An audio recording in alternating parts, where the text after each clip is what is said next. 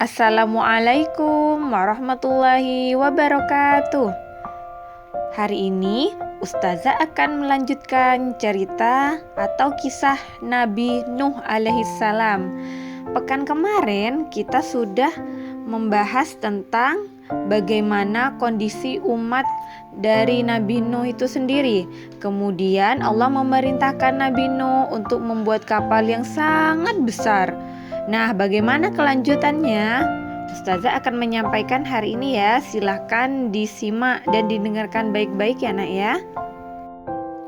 Ketika Allah memerintahkan kepada Nabi Nuh dan umatnya yang beriman untuk membuat kapal yang sangat besar, umatnya yang tidak beriman terus saja mengejek bahkan menertawakan Nabi Nuh. Tak lama kemudian Allah mengirim banjir yang dahsyat. Hujan pun turun dari langit yang sangat deras berhari-hari tiada henti. Air dari atas langit kemudian turun dan tercurah sebanyak-banyaknya.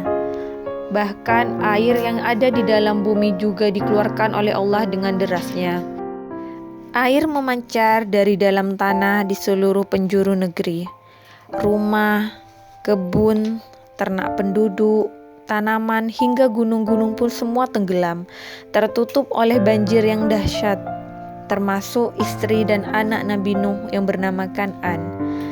Padahal pada saat itu Nabi Nuh memanggil anaknya untuk segera menaiki kapal agar selamat dari banjir. Tapi Kan'an menolak. Dia berlari ke arah gunung yang dikiranya dapat menyelamatkannya. Tapi gunung pun tenggelam dan Kan'an lenyap di gulung ombak besar. Tak ada yang bisa selamat dari azab Allah, kecuali orang-orang yang Allah lindungi, yang Allah sayangi. Nabi Nuh dan kaumnya yang beriman diselamatkan oleh Allah dengan mengendarai kapal buatan Nabi Nuh. Menurut riwayat, ada yang mengatakan bahwa panjang kapal Nabi Nuh yakni 40 meter dan lebarnya 20 meter. Dalam riwayat yang lain, ada yang bahkan mengatakan panjangnya 600 meter dan lebarnya 300 meter. Tetapi Allah lebih mengetahui seberapa besar ukuran sebenarnya.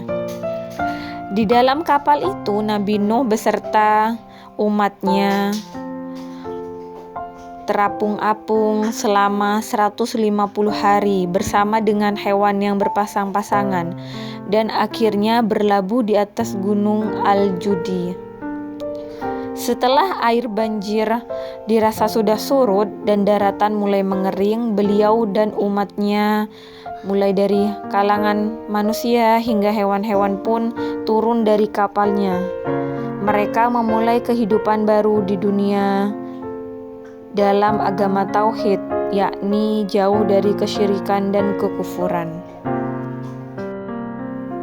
Kisah lain dari Nabi Nuh, yakni ternyata Nabi Nuh selalu memuji Allah setiap saat ketika makan, minum, berpakaian, dan dalam seluruh aktivitasnya.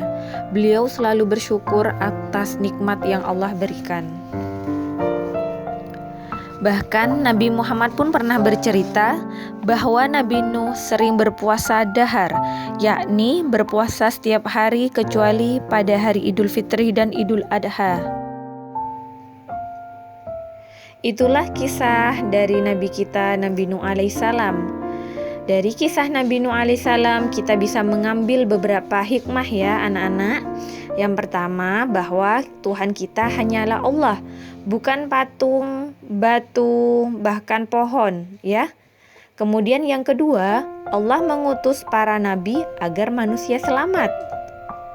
Kemudian yang ketiga, orang yang durhaka atau menentang Allah pasti celaka dan binasa. Jika Allah memberikan azab dan siksa, maka tidak ada yang bisa melindungi kita. Maka dari itu, kita wajib melaksanakan perintah Allah dengan penuh kesabaran, berharap agar Allah memberikan petunjuk.